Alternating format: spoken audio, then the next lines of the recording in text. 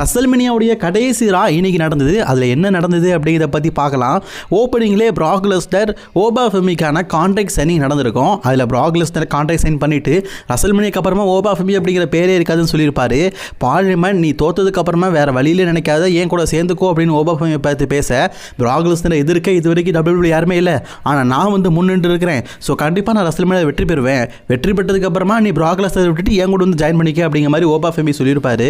Stephanie வார்க்கர் ஒரு interview கொடுக்கும்போது அந்த இடத்துக்கு லீ மார்கன் வந்து போன வாரம் ஸ்டெஃபனி வார்க்கர் தான் மண்டையில் அடித்ததுனால பயங்கரமாக அட்டாக் பண்ணியிருப்பாங்க. அதாவது லீ மார்கன் பார்த்தீங்கன்னா முழுக்க ஒரு யூலாக மாறி இருப்பாங்க. குந்தர் பேசும்போது செத்ரான்ஸ் அந்த இடத்துல வந்து குந்தரை பயங்கரமாக அட்டாக் பண்ணியிருப்பார். அதுக்கப்புறமா குந்தரும் செத்ரான்ஸும் நேருக்கு நேர் பேசியிருப்பாங்க. அதில் செத்ரான்ஸ் நான் உன்னை வீழ்த்தி அதுலேயும் என்னுடைய பூட்ஸை உன் நெஞ்சுக்கு மேலே வைப்பேன் அப்படின்னு பேசுனதை கேட்ட உடனே குந்தர் கடுப்பாய் செத்ரான்ஸ் அடிக்க, செத்ரான்ஸ் குந்தர் அடிக்க, ரெண்டு பேருக்குள்ள மீண்டும் ஒரு கலவரம் ஏற்பட்டுச்சு. மெயின் ஈவெண்ட்டாக பார்த்தீங்கன்னா ரோமன் ரெயின்ஸுக்கும் பங்குக்குமான செகமெண்ட் நடந்தது. WWE இதுவரைக்கும் பல ரெஸ்லர்ஸ் மெயின் ஈவெண்ட் விளையாடாமல் இருக்கிறதுக்கு காரணமே ரோமன் நீ தான். நீ மட்டும் இல்லாமல் இருந்திருந்தால் பல ரெஸ்லர்ஸுடைய கனவான மெயின் ஈவெண்ட் நடந்திருக்கும். உன்னால் பல பேர் விளையாட முடியலை, அதுக்கு காரணம் உன்னோட திறமை இல்லை, நீ ஃபேமிலி பேக்ரவுண்டை யூஸ் பண்ணி இதெல்லாம் யூஸ் பண்ணிக்கிட்டே அப்படிங்கிற மாதிரி பேசினாங்க. சோலோ சிகாவோட MFTக்கும் ஊசோஸ் மற்றும் எல்ஏ நைட்டுக்குள்ள கான்ட்ரஃபியாக இருப்பதனால இவங்களுக்குள்ள ஒரு 6-man tag team மேட்ச் நடந்தது.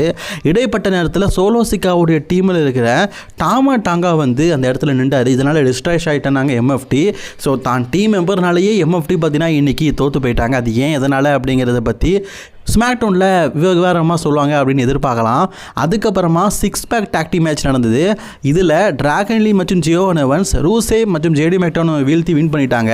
வின் பண்ணதுக்கப்புறமா ரூசே ஆக்ரோஷம் அடைஞ்சு எல்லாரையும் தூக்கி போட்டு அடித்தாங்க. ரேமஸ்டரியோ பெண்டா 2 பேரும் வந்திருப்பாங்க, அவங்களையும் தூக்கி போட்டு அடிச்சிருப்பாரு. ஸோ இன்றைக்கி ரூசே கெத்து காட்டிட்டாரு. இதே கெத்தோட ரசல்மேனியாவில் இருக்காரு அப்படிங்கிறத வெயிட் பண்ணி பார்ப்போம். அப்புறம் ஃபுல் ரா ரிவ்யூ நம்ம சேனலுக்கு செக் பண்ணி பார்த்துக்கோங்க. தொடர்ந்து வீடியோ பார்க்கறதுக்கு சேனலை சப்ஸ்கிரைப் பண்ணிக்கோங்க. Bye friends.